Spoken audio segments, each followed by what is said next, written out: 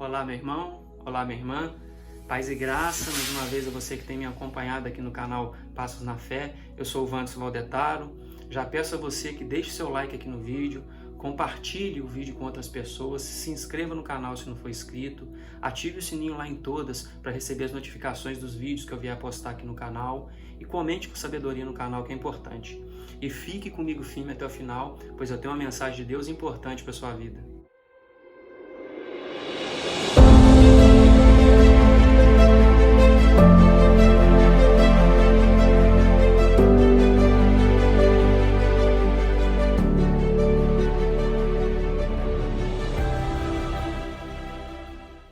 Dando então continuidade ao capítulo 27 de Gênesis, a partir do versículo 30, diz assim: Mal acabara Isaque de abençoar a Jacó, tendo este saído da presença de Isaque, seu pai, chega Esaú, seu irmão, da sua caçada. E fez também ele uma comida saborosa, a trouxe a seu pai e lhe disse: Levanta-te, meu pai, e coma da caça de teu filho, para que me abençoes. Perguntou-lhe Isaque, seu pai: Quem és tu? Sou Esaú, teu filho, o teu primogênito, respondeu. Então estremeceu Isaque de violenta comoção e disse: Quem é, pois, aquele que apanhou a caça e me trouxe? Eu comi de tudo antes que viesses e o abençoei, e ele será abençoado. Como ouvisse Esaú tais palavras de seu pai, bradou com profundo amargor e lhe disse: Abençoe-me também a mim, meu pai. Respondeu-lhe o pai: Veio teu irmão astuciosamente e tomou a tua bênção. Disse Esaú: Não é com razão que se chama ele Jacó, pois já 2 vezes me enganou. Tirou-me o direito da primogenitura e agora usurpa a bênção que era minha. Disse ainda: Não reservaste, pois, bênção nenhuma para mim?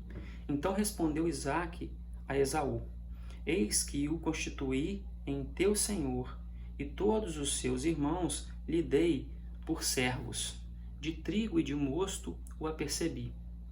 Que me será dado fazer-te agora, meu filho? Disse Esaú a seu pai: Acaso tens uma única bênção, meu pai? Abençoa-me também a mim, meu pai. E levantando Esaú a voz, chorou.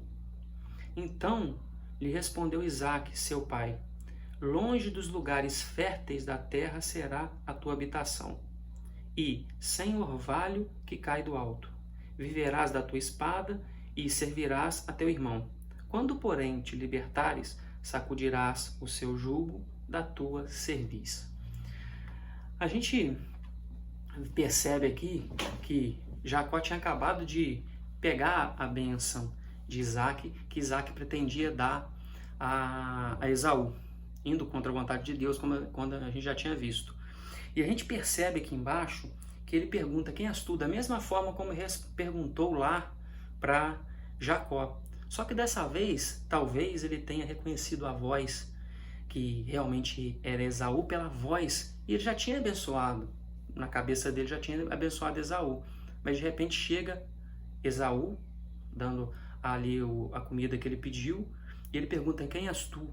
Da mesma forma como perguntou, só que aqui, logo depois que diz que sou Esaú, diz que ele estremeceu de violenta comoção, ou seja, ele deve ter percebido o que ele fez. E ali ele deve ter lembrado o que Deus disse a Rebeca, que as bênçãos seriam passadas a Jacó. E ele deve ter se sentido, de alguma forma ali, mal, porque ele pretendia dar a bênção a Esaú, indo contra a vontade de Deus, mas a bênção foi passada conforme a vontade de Deus a Jacó. E aqui ele se comoveu, ele teve aquela comoção, violenta comoção. E embaixo ele ainda diz: Eu lhe dei a bênção e ele será abençoado. Ele não poderia voltar atrás, pois ali tinha acontecido a vontade de Deus, tinha sido passado para Rebeca. Próprio Deus disse a Rebeca que ele seria abençoado, que Jacó seria quem receberia a bênção. Ele seria o responsável em levar a linhagem ali até chegar a Jesus. Então seria dele. E no final diz: ele será abençoado. E ele diz, né? Veio seu irmão astuciosamente, tomou a sua bênção. Então ele já foi abençoado. E aqui, aí Esaú tenta, de certa forma, se passar também por vítima totalmente, porque ele diz que por 2 vezes Jacó engana ele. E na outra vez, ele se deixou ser enganado. Ele desconsiderou, ele não deu valor às promessas de Deus e trocou por um simples prato de lentilha. Então trocou a primogenitura. E aqui, a primogenitura e a bênção são coisas diferentes. A primogenitura era o direito do mais velho da casa. Ele era responsável, como já tinha dito, dessa parte do sacerdócio, o cabeça da casa. E as bênçãos eram dadas no final, já ali da vida, né, do patriarca da casa. Ele passava as bênçãos para os filhos. E só que aqui, essas duas situações têm um peso maior por causa da promessa de Deus que era passada desde Abraão. Então, tanto as bênçãos quanto essa parte do realmente patriarca daquela família, né, o novo patriarca que seria o passado, aquelas bênçãos, né, de um ao outro, e assim de um para o outro, né? Então, isso tinha um peso maior ali.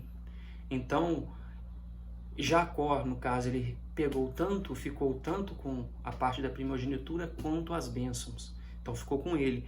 E depois a gente vê que Esaú pede ali, poxa, dê também uma bênção a mim, meu pai. Você não deixaste uma bênção para mim? E aqui não sobrou nada, tanto que ele confirmou a bênção dada a Jacó.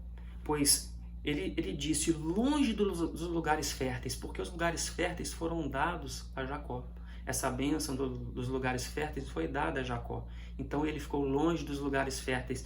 E essa servidão, a gente vê que depois, essa parte que quando, porém, se libertares, sacudirá o teu jugo, a gente vê mais adiante, bem adiante, que os edomitas depois entram em conflito. Os edomitas, que seriam, no caso, o povo, né, vindo de Esaú, eles depois têm conflito várias vezes com Israel, com o povo de Israel. E por muitas vezes sai da servidão de Israel, realmente se liberta dessa servidão de Israel.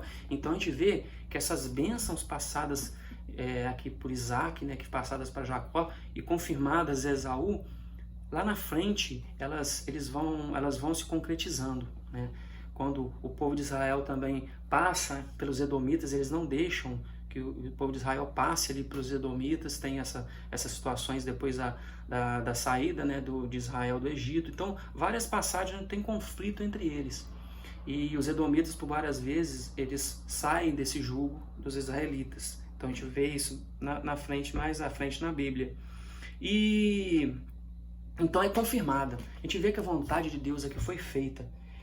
E sem entrar no mérito, né, dessa parte, se foi certo, se não foi certo, se foi de uma forma correta. Então a gente vê que essa família toda errada, um irmão que engana outro, mais à frente ele tem uma consequência que ele é enganado pelo próprio tio.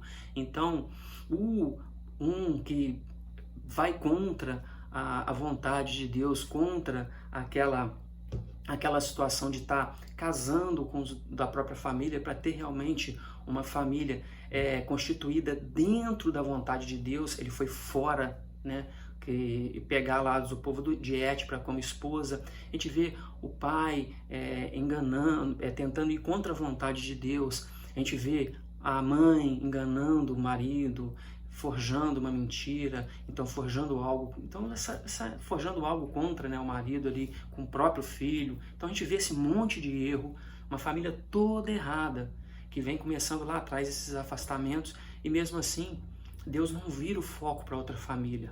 Ele mantém aquela promessa que ele deu desde Abraão pela família que ele vem prometendo. Ele falou uma palavra, ele cumpre. Então Deus cumpre, e a gente vê isso daqui. Independente do que como eles vão levando, as coisas são feitas para ser cumprida a vontade de Deus em nossa vida. Então, vão ter duas maneiras. Aqui, eles talvez escolheram uma forma mais difícil para poder cumprir a vontade de Deus. Seria o certo eles continuarem todo mundo junto, aceitar, o irmão aceitar, não. Eu vou passar a primogenitura para ele, a bênção vai ser passada para ele receberia alguma bênção também, porque Isaac certamente reuniria toda a família e ele não ia abençoar um e amaldiçoar o outro, talvez. Então, mas a vontade de Deus, se fosse essa, teria que ser cumprido, como Deus falou. Então Deus vê lá na frente, talvez Deus já viu isso tudo que ia acontecer aqui e já predisse aquilo que iria acontecer, porque Ele já conhece o coração da pessoa, mesmo antes desse coração ser feito. Ele nos conhece desde o ventre da nossa mãe, então Ele já sabe o que a pessoa pode fazer e as mudanças que podem fazer. Então Deus conhece você, Deus conhece seus pecados, Deus conhece suas dificuldades, Deus conhece seus defeitos, Deus conhece suas limitações, Deus te conhece, Ele te conhece no mais íntimo que você possa ter. Então Deus conhece você, então Deus sabe o caminho que Ele pode te levar. E quando a gente diz que Deus escreve certo por linhas tortas, a gente, de certa forma, vai seguindo esse caminho e pondo as dificuldades, de certa forma, na nossa frente, porque às vezes Deus quer que a gente não sofra, mas a gente escolhe um caminho que a gente vai sofrer. A gente escolhe um tipo de caminho, a gente escolhe algo que vai fazer a gente sofrer nessa caminhada. Então a gente tem que fazer boas escolhas para fazer tudo conforme a vontade de Deus, pois a vontade de Deus diz que é boa, perfeita e agradável, mas a gente tem que ajudar, a gente tem que se ajudar. Então faça tudo conforme a vontade de Deus, não tente relutar como essa família fez aqui, como a família de Isaac, não relute contra a vontade de Deus. Faça a vontade de Deus em sua vida para que você consiga seguir bem, seguir na santa paz, né? Em paz com o nosso Senhor e realmente fazendo a vontade dele, fazendo aquilo que realmente é dado em sua vida, para você colher tudo de bom em sua vida. Então isso que eu queria deixar para você aqui hoje, não lute contra a vontade de Deus. E eu não sei por que você pode estar passando, mas tenha fé e perseverança, siga em frente, que essa dificuldade vai passar, essa tribulação vai passar, e se der certo vai passar na sua vida e você vai conseguir colher os frutos que Deus tem em sua vida. Então tenha perseverança e faça tudo conforme a vontade de Deus. É isso que eu queria passar aqui para você hoje, e como eu sempre digo a você, eu agradeço a você por estar comigo até aqui.